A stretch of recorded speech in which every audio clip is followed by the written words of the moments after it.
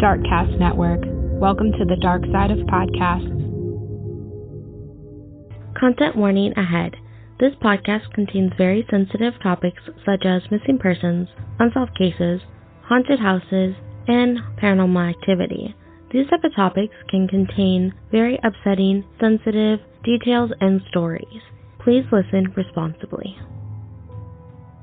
Welcome to Misty Mysteries, a podcast in the business of ghostly spooks and chilling crimes. I am your host, Keely, and today I am still on break, just trying to remain cool in this summer heat and getting everything ready behind the scenes for when we get back from break.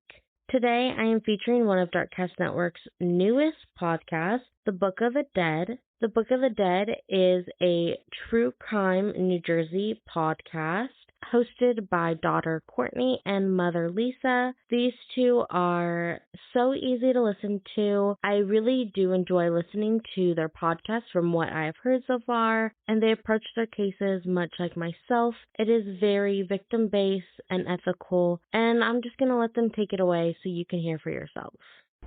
Hi guys, I'm Courtney. And I'm Lisa. And welcome to the next chapter in the Book of the Dead.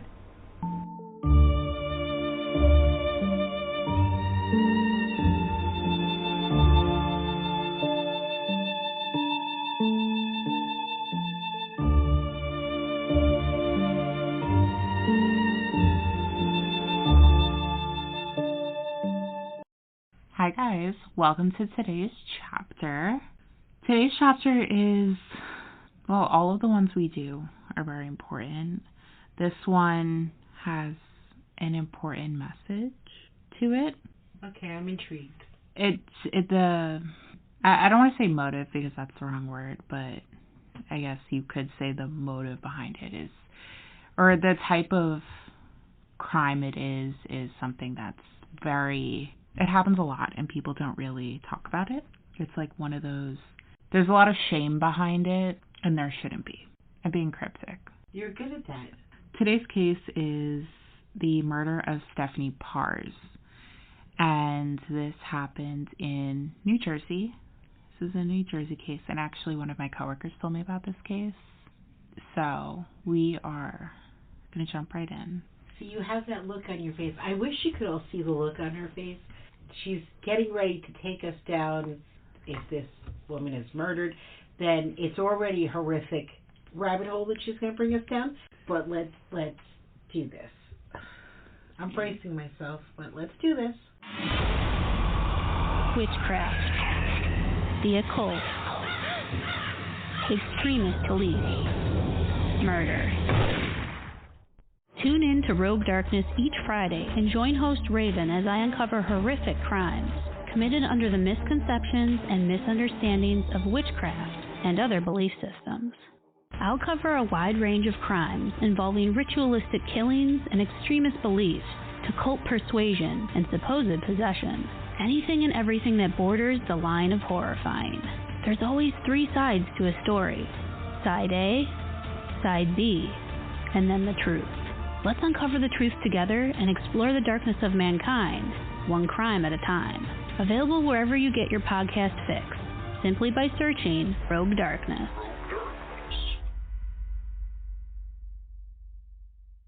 Stephanie Parze was born on February 19th, 1995 to Ed and Charlene Parze in Freehold Township, New Jersey. So we were actually very, very close in age. About a month and a half older than her. She had three other sisters, Brianna, Carissa, and Haley, and they were all very, very close. They called and texted all the time and spent a lot of time together. She grew up loving sports. She played softball in high school. She loved hockey and baseball and was a huge New York Yankees fan. She's after my own heart. She also liked to bowl and loved a good shopping trip, which, same. Especially she loved shopping for shoes, same. She was also very interested in cars. She was a member of a car club called New Jersey Misfits, and she went to a lot of car meets. Her friend Amanda Gonzalez told the New York Post, quote, "Stephanie is unique. Stephanie is funny. Stephanie makes everyone feel welcome regardless of who you are." So she was clearly a kind and friendly person. She sounds lovely. And I'll show you a picture. She was so beautiful. According to NewJersey.com, she graduated from Ducret Art School in Plainfield after high school, as well as the Robert Fiance Beauty School in Perth Amboy. In 2013, she got her cosmetology license and went on to become a makeup artist at LA Artistry in Jackson, and she also got a job as a wax specialist at a European wax center in Freehold. So she was very into beauty. She wanted to work in movies, and she was very, very talented with makeup. I will show you. I'll have them on Instagram. You guys know that, but I want to show you some of her pictures. She did makeup beautifully. That was one of her makeup looks. It's beautiful, but she's beautiful inside as well as out. Just from the personality that you've told us about, she's a beautiful person inside and out. And then here's a picture of her not in like the theatrical makeup. Beautiful. As I said, beautiful inside as well as out. Unfortunately, according to an article for the New York Post, Stephanie came down with a severe case of pneumonia in August of 2019 as a result of her vaping. Because of this, she was forced to quit her jobs. Stephanie said in a Facebook post, quote, "From all of this, I now have potential lung damage and future cancer, all because of a stupid Juul."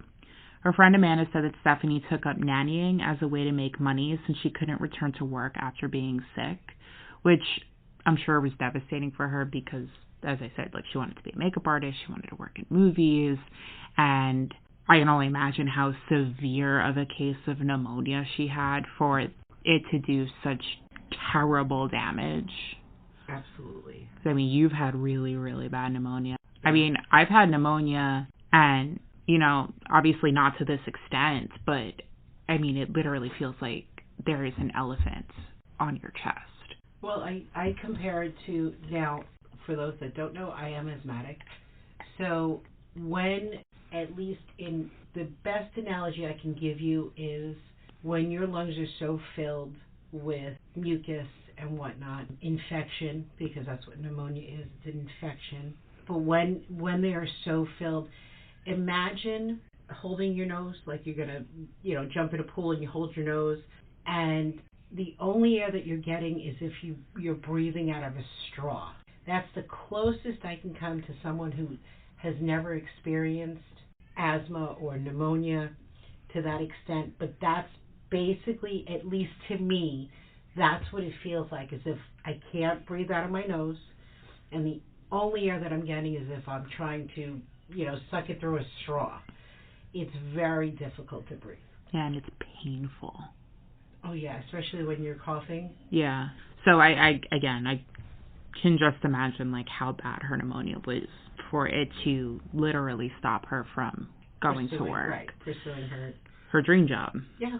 Now, beside this bump in the road in regards to her career, Stephanie was really happy and she had a good life. She had a great family, great friends. She had a dog named Jasmine. And honestly, she did really like being a nanny because she loved children. So while it wasn't her dream career, she did still like this job. But there was one thing in Stephanie's life that wasn't so great, and that was 29-year-old stockbroker, Staten Island native John Osbilgen. Now, it seems to me that John was a bit of a troublemaker as a teenager, and it also seems that his parents may have enabled that behavior a bit, and I say that because they were always quick to defend him for everything, which, I get it, parents want to defend their children, but you can't defend them for everything. According to a 2010 article for Staten Island Live, John was arrested at 19 along with 7 other people as part of his prescription drug ring. He had been caught along with others during a sting operation where they unknowingly sold Suboxone and Adderall to an undercover police officer at a PetSmart. When reporters contacted John's mother, she said that he was in the wrong place at the wrong time. Quote, he was shopping for crickets for lizards. But the police found Suboxone in his pocket. So, I'm just saying. You're not saying, you're just saying. I'm just saying. Now, I couldn't really figure out how Stephanie and John met, but they started dating in August of 2019. According to a blog post for Chilling Crimes, the relationship started out fine, but in September of 2019, Stephanie broke things off with John because he had a serious problem with his temper. He also had a history of violence. According to Oxygen.com, John had 3 different domestic violence complaints filed against him in 2019. In 1 year. Red flag on the play. Oh, no. From 3 different women, one of whom was Stephanie. In Stephanie's complaint filed on September 23rd, quote, the defendant was alleged to have struck Stephanie Parze in the head and threatened her before she took off running down the street, according to an article for ABC New York. And she had said that she feared there would be future assaults. That's horrible. It is. And that's not the first time he attacked a girlfriend, because on June 17th, 2019, so months prior, the first complaint was made when he allegedly grabbed an unidentified complainant by her face and hair and dragged her through the room. And another ex-girlfriend told the Asbury Press that she filed charges after he had choked her to unconsciousness multiple times. Why was he not arrested? And maybe... Well, this particular woman dropped the charges against him because she was having trouble making it to the court proceedings. I guess because of where she lived, she was having trouble getting there, so she ended up dropping the charges because she's like, I can't get to court. It's not happening. But this happened 2 other times. Well, I don't know what happened in June, and then with Stephanie, she didn't drop the charges. He had a court proceeding on November 6th, a court hearing on November 6th. Okay. So did he not, did the judge not... We're not at November 6th yet. Okay. So, clearly he's a shitty excuse for a man, but that's besides the point, because you don't do that. Now, this case starts on October 30th, 2019. So, about a week after she filed those charges. Okay. And the court date was in November? Yes. Okay. Now, Stephanie is 25 years old at this point, and Stephanie heads out to the Stress Family Comedy Club in New Brunswick with her mom, sisters, and 3 other female relatives to see psychic medium Cindy Kaza as a girl's night. Of that night, her mother, Charlene, told Pix11, quote, we had the best night. It was the perfect night. Everybody had such a great time. She's my life, she's my baby, and she's my oldest daughter, so we're close. After the show, Stephanie dropped her mom and sisters back at her parents' home, where she stayed and talked with them for a little bit. At around 10:30 p.m., she kissed her mom goodbye and headed back to her own home, which was about 7 miles away. So, 10-minute drive, give or take? Depending on traffic or traffic lights.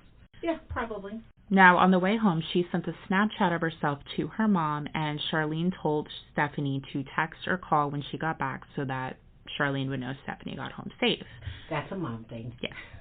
But Stephanie never did. Now, according to the New York Post, the next morning, Thursday, the 31st, Ed and Charlene still hadn't heard from Stephanie, so they went to her house where they saw her car in the driveway. So they left thinking she overslept and, she just didn't get a chance to answer them back. She's running late for work, something like that. Well, that's normal. Anybody would think that. Yeah, her car's in the driveway. They know she made it home. But they still don't hear from Stephanie at all that day, which is definitely abnormal. So they went back later on that day, and Ed said, quote, she's not the type of kid that would do anything without telling us. We're always in constant contact. Now, when they go back to Stephanie's home, her car is still in the driveway. So Ed and Charlene let themselves into her home. They have a key, but Stephanie isn't there. Edward said, quote, we couldn't find her. My wife pinged her phone and it rang, and we found it inside the couch. So her phone is there and her car is there. There doesn't seem to be anything amiss in the home. Her dog Jasmine is there. So they looked through Stephanie's phone because she couldn't have gone very far without her car or the phone. And on it, they find messages sent that morning from the woman that Stephanie was supposed to be nannying for that day. And the text said, quote, hi, Steph, you didn't show up this morning. Where are you? After seeing this message, they knew something was terribly wrong. Ed said as soon as Charlene saw it, she freaked out. It was an immediate, panic button being hit. Of course. Your child that, I understand She's 25 years old. I get it. She's a young lady. I get it. But if I didn't hear from you, I mean, you've gone on vacation and you call me every day. No, yeah, multiple times a day, usually. I was just in the city over the weekend, and I called you, 4 times? While I was in the city for, 6 hours.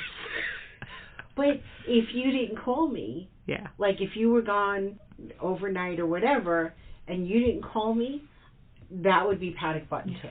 I Mind you, totally understand. I'm 28 and married, and I still, called you, 4 times in the 6 hours I was in the city. So. Right. So if I don't hear from you, I know that there's something terribly wrong. Yeah, so they knew, obviously, immediately. So they called the police and report Stephanie missing. Ed also said, quote, things weren't adding up. She wouldn't just run off like that. She wouldn't leave her phone. Missing persons flyers were put up immediately, and during the first week of the investigation, police were trying to figure out if there was anybody out there that wished Stephanie harm. Her father, according to CNN, said, quote, we are going to find you. I am going to find you. And during a press conference, this is what the Parzes had to say. We will get you home. We stay strong and positive and know that we will do everything we possibly can to get you home. And we will see you soon. We love you so much. Think about what Daddy taught you. Do what I told you to do. You can hear the panic, the fear, the emotions that are just so right at the surface, which is 100% understandable for any parent, for anyone that is missing a loved one, that can't find a loved one. In this case, it's their daughter. I can't even imagine how frightened they were, not knowing where their child was. It's terrible. It is. That's the only clip I have for you. But it's just to give insight of how devastated they were, because you don't always get to hear that. When I'm talking about these cases, you don't get to hear what the parents have to say all the time. So I wanted to show you guys this was not a case of, with Daniel Robinson, where the police were oh, well, he went off to be a monk or something like that. It was pretty much immediately from the get-go, there was something wrong, and they were terrified. Now, during this investigation, according to the Asbury Park Press, the police see on Stephanie's Facebook that she had said on August 19th that she was in a relationship with John Osbilgen. So police went to his home in Staten Island to speak to him. Now, John claimed that he saw Stephanie on October 30th, the night she disappeared, and that he was with her when she was getting ready for work on the 31st. But he, according to Chilling Crimes, had no idea what happened to her. I'm calling shenanigans. Yeah. I'm calling shenanigans because Mr. Violent Temper, if she has a court case for him being violent with her in November, and he's saying that he was there on the 30th and the 31st, no, she wouldn't do that.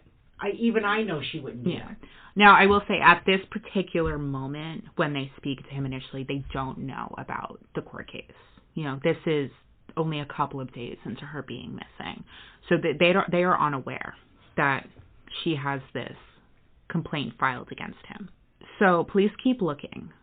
But I think they had a feeling John may have had something to do with her missing, because John had some scratches on his neck that he didn't seem to be able to explain, because police start searching in Staten Island. They focused their search in Staten Island after they talked to John that first time.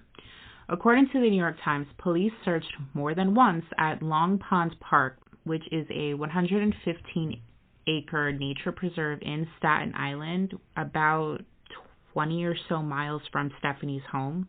See, the police are calling shenanigans. They may not have said it, but they're calling shenanigans on him. Yeah, because they're looking in Staten Island. Now, they're looking for any clues about what happened to Stephanie. And in fact, during their second search at this park, over 170 officers from New Jersey and New York came to aid in the search. And they were even joined by members of the NYPD K-9 unit. Now, police spent hours searching. But if they found anything to indicate what had happened to Stephanie, they never released that publicly, even now. Charlene told the New York Times during one of the searches, quote, "The unknown kills you, not knowing where she is, what's happening to her." Now, as I said, police were suspicious of John, and they were looking at him as a potential person of interest in Stephanie's disappearance, so they start looking into him. And police discover his 3 domestic violence complaints, as well as a restraining order that was in place from an ex-girlfriend in New York. Police also learned from interviewing friends of Stephanie's that she had feared for her life because Osbilgen was repeatedly trying to contact her after she filed charges against him. Police also look into his phone and internet usage and find that on the night she disappeared, he called Stephanie 10 times in 9 minutes and sent her multiple texts and Facebook messages, one of which called her a, quote, "fucking cunt," before sending another message to her saying she, quote, "always has to make their relationship suck." No, back that truck up there. He is the one. Okay, what is this, oh, poor, pitiful me coming from him? Oh, What is this? No, absolutely not. First of all, I don't like that word. You don't call people that. That's reserved for, That's a specific type of person, and that's a no bueno anyway, but I was trying not to go into that one. No, no. But she Mr. makes Poor, pitiful me. Suck. She makes the relationship suck. He's violent. He's a maggot. But she makes the relationship suck. So police go back to John's home to do a search on November 8th. And this was 2 days after the court date they were supposed to have, which, they can't have because Stephanie is missing. And in fact, at least one report said his home was searched 5 times, and the police went there to see if they could find anything about what happened to Stephanie there. And they definitely found something, but not what they were expecting to find. It's not what you think. It's terrible, but it's not what you think. Okay, I don't think we need to know what they found. While they were there, they go through John's phone, and they find 10 images containing child sexual abuse. And I read an article giving a vague description of what they are, and I'm not going to tell you because you don't need to know. Just know that they're disgusting. He's a maggot. Yes, he was immediately arrested for this. Immediately. Good. Now, mind you, this is all taking place barely a week after Stephanie has gone missing. The police were not wasting time. So he was arrested for the abuse images, but he had not been charged with anything relating to Stephanie's disappearance because police didn't find anything in his home. So he was arrested, but not in relation to Stephanie. Because he's a maggot. Yes. 11 days after his initial arrest, John Osbilgen appears in court for his bail hearing, and Monmouth County Prosecutor Caitlin Sidley was doing her very best to make sure he stayed behind bars. According to ABC New York, Caitlin Sidley went over everything the police had dug up, the images, which was a third-degree offense, the restraining order, the 3 different charges, the harassment. She was laying it all out on the table. However, the Honorable Judge Paul Escandon said he was only going to listen to anything relating to the current charge, which I get, but Caitlin Sidley was making a very clear point that Osbilgen was a danger to the public. Of course, his defense attorney said that John maintained he had no idea how the images ended up on his phone, and, quote, "He's been held in jail on this child pornography charge. You don't have to be under a rock to know that he's a person of interest in the disappearance of this young woman, but he hasn't been charged with anything relating to that." Which, true. But hard eye roll here. Ultimately, he was released into his parents' custody, and he was to stay with his parents where he would be barred from using the internet. And he would have to report back to the court in person and by phone 2 times a month, before the court date. Only 2 times a month? Only 2 times a month. You can do a lot in 28 days. He was also told by the judge to get a job because he had been promptly fired from his brokerage after they learned about his arrest. Which, I love that. There are consequences for your actions. Hello. Yeah, but unfortunately, we're going to talk about it right now. He does escape a lot of consequences. On November 22nd, 3 days after his release, John Osbilgen was found hanging in the garage of his parents' home. A medical examiner confirmed the cause of death was suicide by hanging. So he's a maggot and a coward. Hey, I call it like I see it. He also left 2 suicide notes, one for his family and one for an unnamed ex-girlfriend, which I will read for you. So the first one is addressed to Mom, Dad, Sal, and Sammy, which I'm assuming would be maybe like siblings. And he said, quote, "Sorry about all this craziness. I've been miserable for so long now. I had enough. Thanks for everything. I can't do life in prison. Most of the stuff you will hear is true, except the child porn. I would never do that. Use the pics of me and redacted for the funeral. That was the only time in my life where I was truly happy. I want redacted to help plan everything with you. Tell her I'm sorry and I love her. She was so good to me. We had an amazing life. I fucked it up. She only did good for me. I dug myself in a deep hole. This is the only choice. I love you guys." Smiley face. He also wrote a second one, and this is to that girlfriend. "Dear Redacted and Bentley, you were the best thing that happened to me. I tried to move on many times. I will never feel for another lady the way I feel for you. Recently, I tried to reach out to you. You got a restraining order. Why? At that moment, I feel like my entire world ended. I really needed you in a huge way. Look at the mess I created. LOL. Don't believe everything in the news. I hope you're doing well, and I hope you have an amazing life. You deserve it. Not a day goes by where I don't think about you and Ben. The girl in the news was such a piece of shit. She hurt me over and over when I was already at my lowest. She was a horrible person. Please help my parents with my funeral. You're the one person I have ever loved. Sorry for everything. I wish I could go back in time and correct my mistakes, but I can't." Sad face. I listened to those notes. I feel sorry for his family. I really do. It's terrible to lose a child, but he did this. He destroyed their family by doing what he did and then taking his own life. You know, he destroyed that family because they're never going to forget just that alone.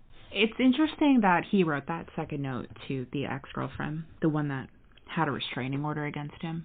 That note in general was weird to me. Also, yes, he doesn't mention Stephanie by name, but he literally says in these notes that the things his family will hear about him on the news, besides the pornography charge, is true. He's basically confessing that he had something to do with her disappearance. Like, that's what he's saying. You know, that's exactly what he's saying. I called him a maggot and I called him a coward. Did I mean those things? Yes. Yes, I did. And then, you know, after the fact, he's like, she was a horrible person and no, all she was of a this. beautiful person inside and out. He's trying to make himself feel better. Yeah, that's exactly what he was trying to do. But remember when I said that his family was enabling him? Well, according to Oxygen.com, they were maintaining he was innocent even though he confessed. Well, in a statement through their attorney, Richard in Cremona, his parents, Hakan and Cynthia, said, quote, "We are very sorry for her family and we hope they can find peace through this nightmare. We don't truly know what happened to Stephanie, but what we do know is John never said he hurt Stephanie to us or in the note he left us. We believe he is innocent, but all the pressure from the false child pornography charges and the constant searches and relentlessness caused him to take his own life because they were fake child pornography charges." He took his own life because he is a maggot and a coward. He said in that note that he couldn't spend the rest of his life in jail. Well, let's see. If this was I'm using that term very loosely. Because let's change this. Because he had those images on his phone did not mean that he would spend the rest of his life in jail. I think he should have, but that is my own personal opinion. But it was a third-degree offense, so that carries a very light. Well, this is what I mean. So no, I know. He's saying he couldn't spend the rest of his life in jail. he would not have spent the rest of his life in jail with just that charge. Those charges brought against him, even though he should have, in my opinion. Come on, I know you feel the exact same way. Oh, I do, especially because it's seared into my brain, the description. I'm not sharing it with you. It's seared into my brain. Trust me, he deserved a very long prison sentence just for that. According to an article for New Jersey 101.5, Osbilgen's ex-girlfriend, the one who dropped the charges against him, came forward and gave an interview saying that she believes that Osbilgen most likely strangled Stephanie to death, as he had a, quote, fetish for choking women and a penchant for violence. She also said that she spoke to him after Stephanie went missing, and he called her after he was arrested, and that she also saw the scratch marks on his neck. She said, quote, I cried because I just knew John had to be behind it. He is very scary and rude, very selfish and violent. He used girls for sex. He would lie to them for sex. Women are worthless to him beyond sex. So even his ex-girlfriend is saying, because at this point, they still don't know where Stephanie is, but at this point, his ex-girlfriend is saying that she believes that Stephanie is dead, and she believes that John is the one that killed her. I think anybody that's hearing this has probably drawn the same conclusion. Probably. Now, after John's suicide, the Parzes organized their own searches to try and find Stephanie, and according to that same article, her father wondered, quote, if she is up in heaven with God and all of the people who love her so, or still living in hell on earth praying to be found, fighting to stay alive. All of the bodies of water, abandoned structures you never noticed before call out to you. She could be anywhere. He also said that the Monmouth County Prosecutor's Office hadn't shared much about what they may have found, but to be honest, I don't think they found much. Although they did release a statement saying, quote, our office remains in close contact with the Parze family. In addition to the massive investigative efforts being undertaken by numerous law enforcement agencies that we cannot disclose at this time, we fully support the family and the volunteers in their recent and ongoing search efforts. We encourage the public to remain vigilant and report anything that may assist law enforcement in locating Stephanie. Now, police spent the next couple of months searching for Stephanie, but on January 26, 2020, 3 months after she went missing, 2 teenagers walking along Route 6 near Old Mill Road in Old Bridge, New Jersey, saw what they thought was a mannequin, about 6 feet from the guardrail in a wooded area. The body was that of a female, fully clothed and face down. While the body was close to the road, it was not visible from the road, and it was by pure chance that the teenagers found it when they decided to walk to work that day. Police were called, and the body was ultimately identified to be Stephanie Parze. It was also said that the location where she was found was close to where police had been searching and was approximately 15 miles from her home. Ed said after she was found, according to the New York Times, quote, 2 angels found her. These 2 angels were put there for a purpose. That's how we feel. He also said, quote, it goes without saying that our family is devastated. Our friends, our family, our community, and our lives will never be the same. But Stephanie is coming home at last where she belongs. In a press conference after she was identified, Monmouth County Prosecutor Christopher Gramicciani said that investigators believe that John was responsible for Stephanie's death when they searched his home on November 9th. He said, quote, we had concluded and confirmed that he was responsible for her death, but the note reaffirmed it. According to Medium.com, because John didn't leave any details in his note, they weren't sure Stephanie's death was accidental or if it was murder. But they believed he was angry with her because she wasn't interested in pursuing a relationship with him and he attacked her. According to that same article, his parents justified his anger towards Stephanie by accusing her of cheating on him, with his father claiming she was involved with multiple men. They need to be quiet.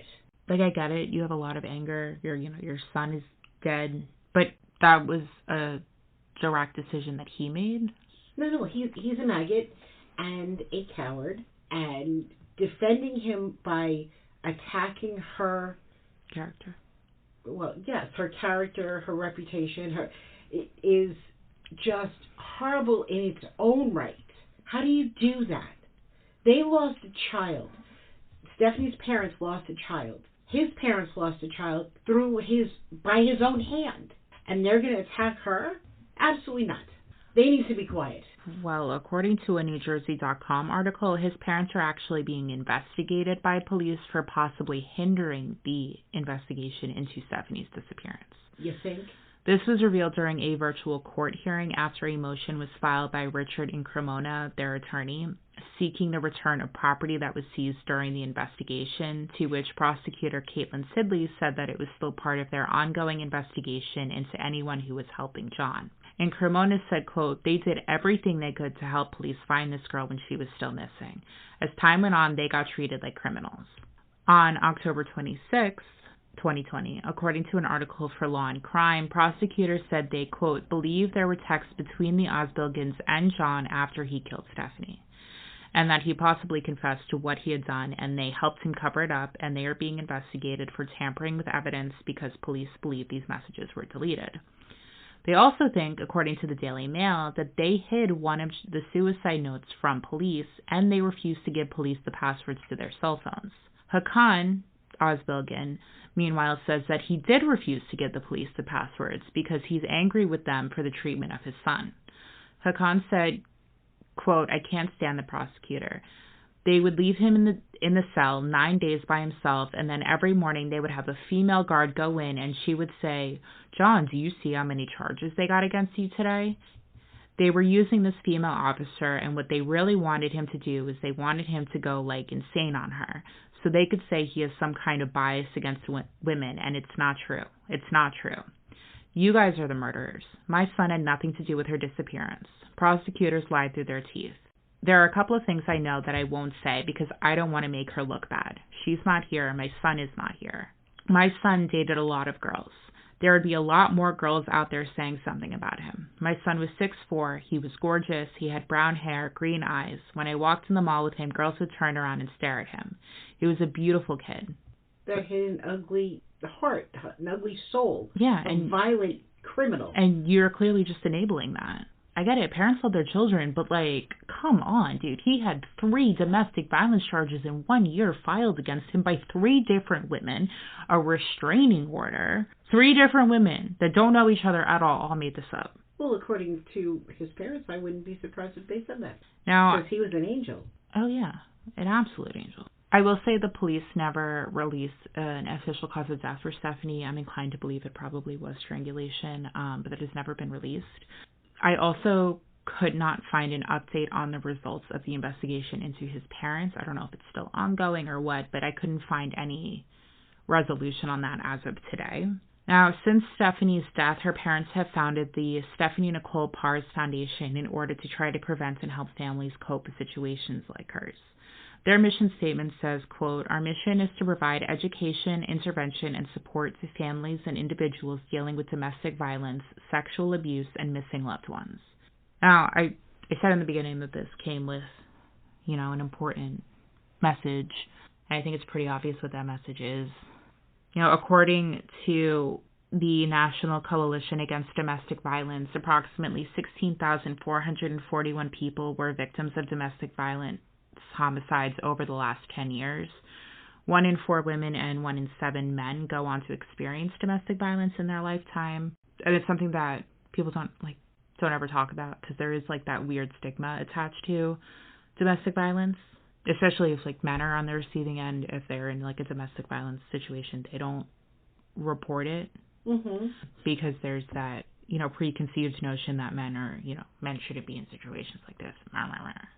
No, it could happen to men. It happens a lot more to women, but it does happen to men. But I do have some numbers for you guys. If anyone or if you yourself is a victim of domestic violence, the sex abuse hotline is 1-800-656-4673, and the domestic violence hotline is 1-800-799-7233. And they obviously would provide resources for you. I'll see what other links I can find for this area in terms of women and children's shelters and things like that. There is help available. Every state has their own different resources. Right, but there is help available for those that are in that type of situation, that horrible, horrible situation. Everyone says, in domestic violence situations, you should just leave. Leaving doesn't always do anything. Stephanie, also not that easy. it's also not that easy. It's very hard to leave because, I would say probably 90% of the time you have to uproot your entire life. But it's not even that. If it's not just a physical abuse, but it's a mental abuse as well. Oh, absolutely. And so you get ostracized from your family. And you're so downtrodden because of what you're hearing, and over time you start to believe it, what they're being told. Absolutely. Over and over and over again.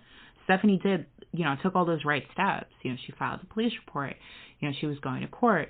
She let people know, she didn't let her parents know, I don't think, to be fair, because her parents never gave any sort of indication that they knew what was going on with John. In fact, they said they had only met him a couple of times, so they had no real opinion on him as a person. So I don't think they knew. And that's very common as well, where the victims in the situation won't tell their loved ones, the whole story.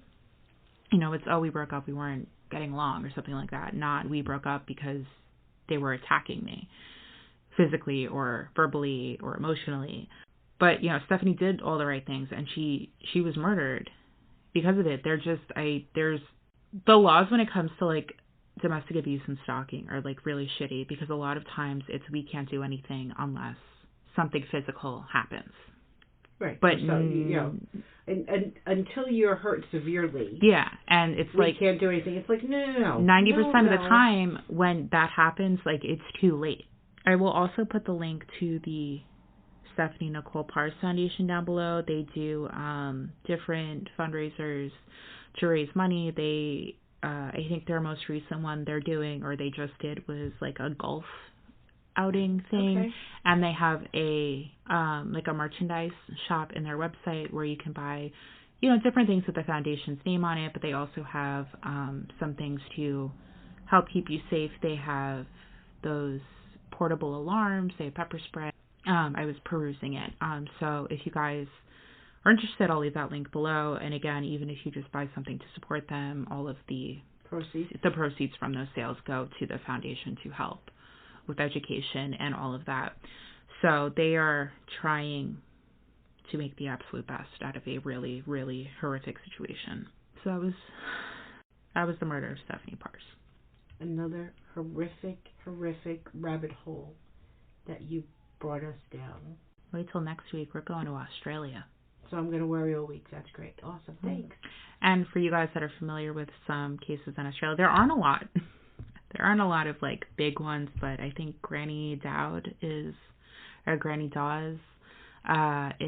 one of the more well-known cases. It's not that one.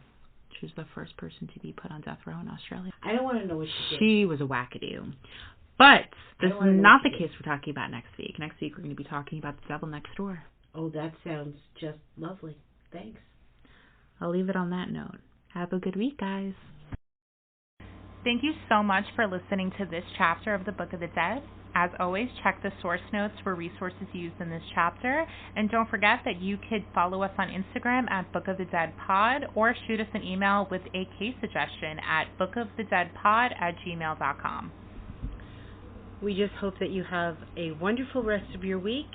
We will be back next week with another chapter of the Book of the Dead. And always remember to stay curious, stay safe, and stay vigilant. Bye, guys. Bye.